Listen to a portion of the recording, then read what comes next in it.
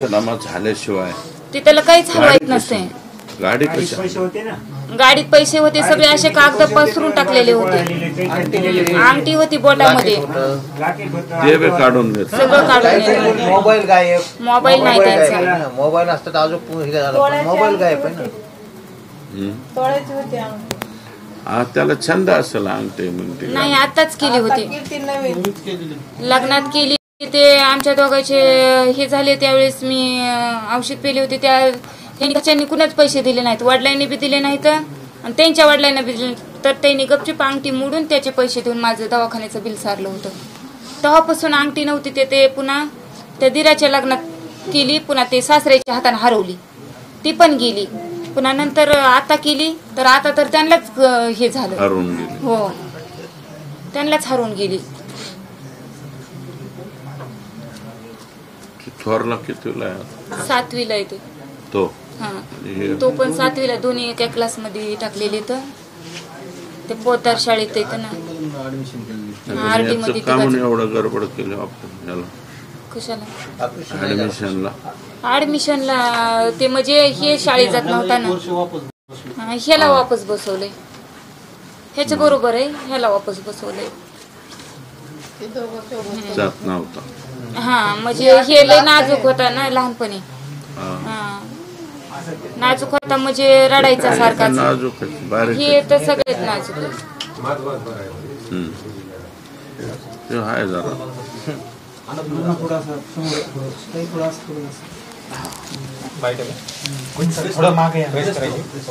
थोडं मागे थोडीशी मागे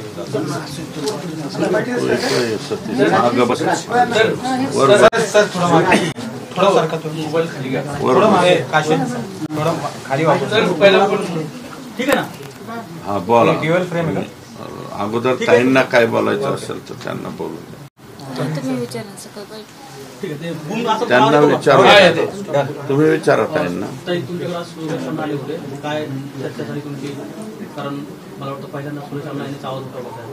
हा, आवाज जितेंद्र आव्हाड साहेबांनी बी सभागृहात उठवला, पण त्यात काही यश आलं नाही. नंतर मेहबूब सरांनी बी परळीमध्ये जेव्हा विधानसभेला ह्याला आले होते त्यावेळेस बी त्यांनी आवाज उठवला होता, मेहबूब सरांनी बी.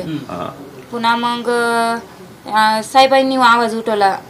तर त्यावेळेस मला जरा आशेचा किरण दिसला, जास्तच दिसला. कारण त्यांनी सांगितलं ना TV 9 वाल्याला की जा त्यांच्या फॅमिलीशी जाऊन चौकशी करा, काय आहे काय नाही. कारण त्यांनी प्रेरणा दिली ना, जा त्यांच्या फॅमिलीमध्ये काय चालू आहे हे बघा. मग त्यावेळेस मला जरा आशेचा किरण भेटला आणि मी पुन्हा न्यूजद्वारे समोर आली. IBN 18 आलं मला वाटतं सुरुवातीला, सुरेश ना. पण मग त्यावेळेस काय त्याच्यानंतर आता पोलीस तपासावर तुम्ही समाधानी आहात का? पोलीस मला काही माहिती देत आहेत का कुठवर तपासाला? नाही, पोलिसांवर तर मी समाधानीच नाही. ज्यावेळेस माझे आरोपी अटक होतील, ज्यावेळेस माझ्या नवऱ्याला न्याय भेटेल, हे आरोपी अटक केलेत म्हणून सगळे सांगतील, त्यावेळेसच मला समाधान होईल. तोपर्यंत मी समाधानी नाही. पण पोलीस तपास करतायत आता 8 दिवसापासून. हा, चालू आहे तपास. पण त्या तपासाला काय करणार? जे मुख्य आहेत त्यांनाच ते सोडतात आणि बाकीच्यांना करून काय उपयोगाचं? त्यांचा भाग आहे तो तपासाचा, त्यांच्या पद्धतीने तो करतायत. पण जोपर्यंत आरोपी अटक होत नाही तोपर्यंत मला समाधान नाही.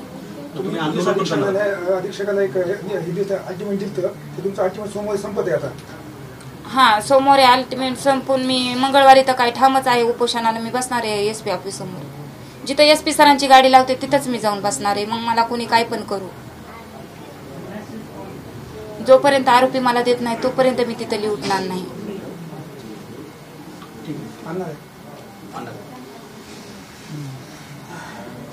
महादेव मुंडे यांच्या प्रकरणामध्ये अक्षम्य दुर्लक्ष हे 15 महिन्यापासून जे अधिकारी इथं राहिलेले त्यातलं एक सानप PI वगळता, कारण सानप PI हे जवळपास त्या खुन्यांपर्यंत पोहोचले होते.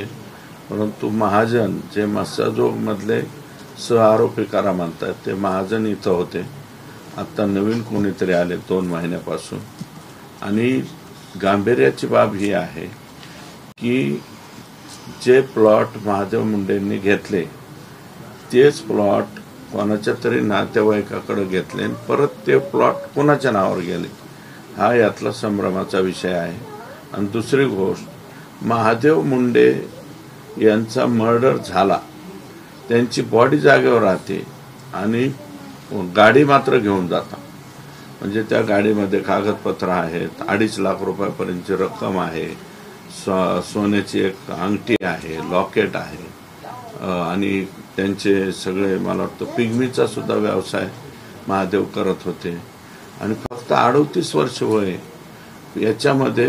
आणि हेच नावं येत आहेत वारंवार. मी जे ऑब्जेक्शनेबल नावं घेतोय, भास्कर केंद्रे, सचिन सानप, भाताने, त्याचं नाव माझ्या नाही लक्षात राहील, भाताने, गोविंद भाताने, हे लोक पोलीस आहेत का पोलिसांच्या वर्दीमधले दरिंदे आहेत हेच या ठिकाणी कळायला तयार नाही. कारण हे लोक वारंवार फक्त परळी तालुक्यातच का राहतात, कोणाच्या आशीर्वादामुळे ते राहतात. 15-15 वर्ष, भास्कर केंद्रे 15 वर्ष इथं आहे, सचिन सानप सुद्धा इथंच आहे 10-12 वर्ष, आणि हा गोविंद भाताने सुद्धा 10-12 वर्ष झालं इथंच आहे. मग ह्या हत्येमध्ये या पोलिसांचा हात आहे का नेमकं यांचे प्लॉट घेणारे म्हणजे आकाशी संबंधित लोकांनी प्लॉट घेतलाय ना, मग आकांनी यांचा काटा काढलाय का, याचा लवकरात लवकर पर्दाफाश होण्याची आवश्यकता आहे. आणि आम्ही आशा करतो नवीन एसपींकडून साबळे म्हणून जे अधिकारी नियुक्त केलेले त्यांनी LCB सांभाळलेली बीडची, त्याच्यामुळं त्यांच्याकडून अपेक्षा आहे आणि त्यांचे हाताखाली सुद्धा SP साहेबांना आमची विनंती राहील की ह्याच्यामध्ये त्यांच्या हाताखाली LCB मधले यंग जे ब्रिगेड आहे ते थोडंसं दिलं पाहिजे. आणि याची मी लेखी तक्रार मुख्यमंत्री आणि रश्मी शुक्ला मॅडमकडे काढणार आहे की हे जे परत 3 लोकांची नावं आले, भाताने, केंद्रे अँड सचिन सानप, ह्या लोकांनी तर हा मर्डर केलाय का काय. अहो आता काल परवा आत्महत्या दाखवली ते रेल्वेच्या तिथं, रेल्वेच्या पुढे जाऊन कुठं माणूस झोपत असतो का. काय नाव आहे त्याचं, सचिन पोखर. मी त्यांचं कुटुंबीय शोधतोय, अजून ते सापडले नाही. किड्या मुंग्यासारखे माणसं परळीमध्ये मारले जातात आणि मग परळीचं नाव आलं की परळी बदनाम केली जाते, परळी बदनाम. अहो परळी बदनाम का होते याचा विचार करा ना. महादेव मुंडे सारखा 38 वर्षाचा युवक ज्याचं कशाची कोणाची काही घेणं नाही, बैर नाही, काय नाही, आयुष्यामध्ये त्याच्यावर NC सुद्धा दाखल नाही, त्याच्या भावावर नाही, त्याच्या वडिलांवर नाही, आणि त्यांची जी सासरवाडी आहे खनेरवाडी, इकडच्या बी पाहुण्या रावळाकडं कोणावरच NC नाही. महादेववरती ते खोटे नाटेच गुन्हा दाखल करण्यात, म्हणजे सतीशचा संबंध नसताना मला वाटतं. बाकी तर कोणी अख्ख्या पाहुण्या रावळ्यात गुन्हा दाखल नाही, काय नाही. 38 वर्षाचा तरुण आहे, ज्यांनी हमाली केली, ज्यांनी मुनिमजी म्हणून काम केलंय, ज्यांनी चपलाच्या बुटाच्या कंपनीत काम केलंय, आणि जो स्वतःचा पहिला मुलगा पोटीशी राहीपर्यंत जो माणूस सायकलवर फिरत होता त्या माणसाने सायकलवरून मोटरसायकलवर आला आणि शेवट मोटरसायकल दुधाचा धंदा केला, थोडा प्लॉटिंगचा धंदा केला. जगात कोण प्लॉटिंगचा धंदा करीत नाही. मला सांगा ना, महादेव मुंडे एकटा आहे का प्लॉटिंगचा धंदा करणारा. परळीमध्ये तर 2000 लोक असतील किंवा 4000 लोक असतील प्लॉटिंगचं. 82,000 वोटिंग असलेलं गाव आहे, छोटं मोठं गाव नाही. मग 15-15 महिने महादेवचा खुनी सापडत नाही पोलीस काय करतायत. परळीचे पोलीस फक्त खून जिरवायला आहेत का खून उकरून काढायला. जरीन पट्टेवाला खलास झाला तपास नाही. जरीन पट्टेवाला हा फक्त नॉमिनल दवाखान्यात नेलाय, मेलेला आहे पोलीस स्टेशनच्या दारात. 40 लाखात मिटवला, 36 लाख 40 लाख 35 लाखात मिटवला. म्हणजे परळीमध्ये कोणी बी येऊ द्या, मर्डर करू द्या आणि 35 लाखात मिटवून घेऊन जा. हे आकाचं काम. जे आका आता आतमध्ये बसलेले आणि ह्यांचे हे 15 महिने सापडत नाही महादेवचं. ते राजस्थानी मल्टीस्टेटचे डायरेक्टर 15 महिने झालं पोलिसला सापडत नाहीत. 15 महिन्यापासून यांना राखेतले आरोपी सापडत नाही. एकही गाडी कुठं वाळूची पकडली जात नाही. हे सगळं जे आहे ना याचा हा परिपाक आहे. आणि एक युवक ज्यांनी शून्यातून विश्व निर्माण केलंय, 2020ला घर बांधले त्या लेकरांनी, आणि त्यांनी काय काय व्यवसाय केले. पिगमीचा व्यवसाय केलाय, प्लॉटिंगचा व्यवसाय केलाय, दुधाचा व्यवसाय केलाय. सगळे छोटे मोठे धंदा करून 2-5 रुपये. आता एवढं लेकरं आहेत हे कसं ह्यांनी काढायला जायचं मला सांगा. अरे माझ्या स्वतःच्या आयुष्यामध्ये दुसऱ्यांदा आमदार झाल्यानंतर माझे वडील वारले होते, तरी सुद्धा मला दाळगुळ माहीत नव्हतं. आता ह्या लेकरांना दाळगुळ कधी माहीत व्हायचं. ठीक आहे, आजोबा आहेत, हे भाऊ आहेत, चुलता आहे, कोणीतरी आणून बिनून हे करेल. पण ह्या लेकरं उघड्यावरती पाडण्याचं कारण काय. त्यांनी कोणाचं साधं तुझ्याला सुद्धा म्हणलेला नाही, कुणाला आरे सुद्धा म्हणलेला नाही. आरे सुद्धा न मानलेला माणूस आणि मर्डर केलेला माणूस जागेवर राहतो आणि मोटरसायकल मात्र पोलीस स्टेशनमध्ये नेते जात. 100% एकतर ह्याच्यात आकाशा संबंध आहे किंवा मग पोलिसांनीच डायरेक्ट आमचा माणूस मारला असं याच्यामध्ये सिद्ध होतं. पोलिसांनी गाडी कस काय नेली इन्क्वेस्ट पंचनामा होईपर्यंत. अरे रस्त्यावरती ऍक्सिडेंट झालेली गाडी सुद्धा उचलत नाही आपण. अख्खे हम रस्त्यावरची वाहनं पलीकडच्या बाजूने जा म्हणतो. माणूस मारलाय कुठं, तहसीलच्या दारात, कोर्टात, कशाच्या समोर, कोर्टाच्या समोर माणूस मारला. रात्री 9:20 मोटरसायकलची नोंद होते. एक डेड बॉडी पडलेली आणि त्याची ही मोटरसायकल नोंदच केली नाही. मी मीडियात बोलल्यावर महादेव मुंडे ज्यावेळेस मी काढले मीडियामध्ये, त्याच्यानंतर मोटरसायकलची एंट्री केली. आता पुन्हा मंत्रीच्या दारात पुन्हा अजून बघा बरं हे काय. याच्यामध्ये मिलीभगत आहे पोलिसांची आणि इथल्या कर्त्याकर्त्यांची मिलीभगत आहे. त्याच्याशिवाय एवढा मोठा खून पचू शकत नाही. उघड मी नाका म्हणत नाही, पण खालचा आका याच्याशी संबंधित असणार आहे असा माझा स्पष्ट आरोप. त्यांनी शासन आपल्या दारी कार्यक्रम केला तिथं 1.5 महिन्यातच. 1.5 महिन्यात शासन आपल्या दारी. आरोपी न सापडता 15 महिने कस काय लोक सापडत नाहीत. 300 कोटी पैकी 250 कोटी रुपये परळीच्या लोकांचे आहेत. मला वाटतं कनेरवाडीचे सुद्धा असतील, भोपल्याच्या लोकांचे पैसे असतील. राजस्थानी मध्ये गल्लोगल्ली शाखा होत्या ना, 12 शाखा तर परळी शहरात होत्या, गल्लोगल्ली शाखा होत्या. त्याचे आरोपी सापडत नाहीत. त्यांचे व्यवसाय उद्यम व्यवस्थित चालू आहेत आणि ज्या गरिबांनी पैसे भरलेत त्याला हाकलून लावते दारात गेल्यावर. अहो काहीतरी द्या. मुलीवाडीचे लग्न जवळजवळ 6 लोकांनी आत्महत्या केल्या राजस्थानी म्हणते. मग आता तुम्ही संगीत दिघोळेपासून म्हणजे कळशेपासून जर विचार केला, एकूण बेरीज मर्डरची जर केली तर पॉलिटिकली मर्डर म्हणजे शेवटचा बापू आंधळेसह पॉलिटिकली मर्डरची संख्या 15च्या आसपास असेल. हा तर नॉन पॉलिटिकल आहे ना, आता व्यावसायिक आहे. ह्या लेकराचा काय संबंध. महादेवचं नेमकं चुकलं काय होतं मला एक तरी चूक सांगा. त्यांची माय माऊली म्हणते इथं आता भाऊ इथं माझ्या माग भाऊ बसलाय त्यांचा मेवना सतीश. पण हा बी राजकारणात आहे बिचारा. आणि सतीशला सकाळी सांगितलं जातं तुमचा मेवना गेलाय म्हणून. रात्रभर पोलिसांची गस्त नसेल, कोर्टाच्या तिथून पोलीसची एखादी गाडी गेली नसेल. दांडियाचा कार्यक्रम तिथंच होता ना त्यांच्याच तिथंच खाली दांडिया.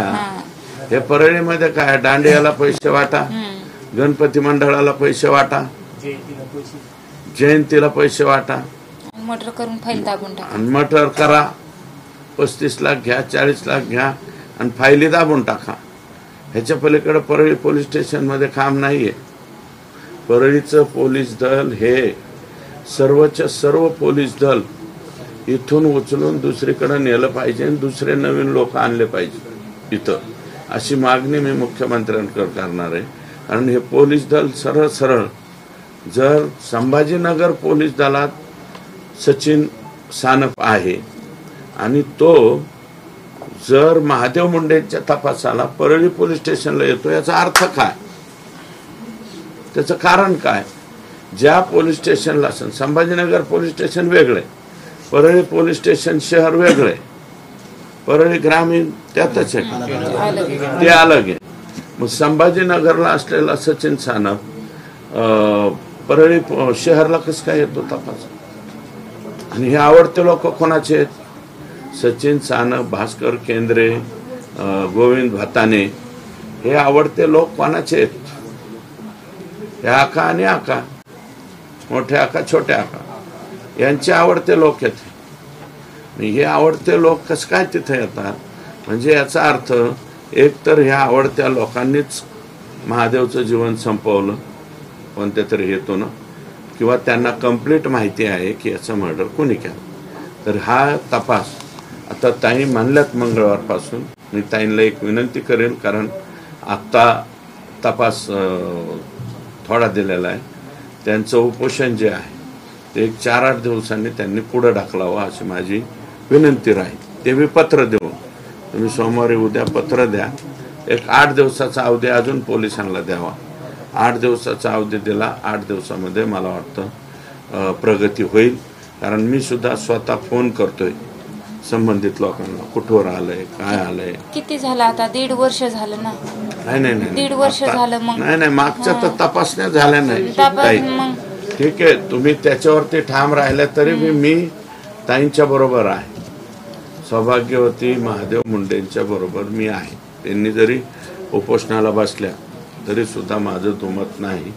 फक्त विनंती आहे की 8 दिवसाची मुदत त्यांना द्यावी. कारण नवीन आता ह्याचे आहे तपास अधिकारी बदललेला, त्याला जास्त कालावधी झालेला नाही, 1 आठवडा 2 आठवड्याचा. पण मी त्या टीमशी बोलतोय, तर त्या टीमशी बाहेरून माहिती घेतली, तर त्यांचं म्हणणं असं आहे की आम्ही एक याच्यात एक तर रॉबरी असू शकते किंवा मग कोणीतरी पर्पजली महादेवला संपवलेलं आहे, असं त्यांचं मत आहे. आम्ही लवकरात लवकर त्यांच्यापर्यंत जाऊ. आणि माझी विनंती राहील, आणि मी मुख्यमंत्र्यांकडे 100% राहणार आहे.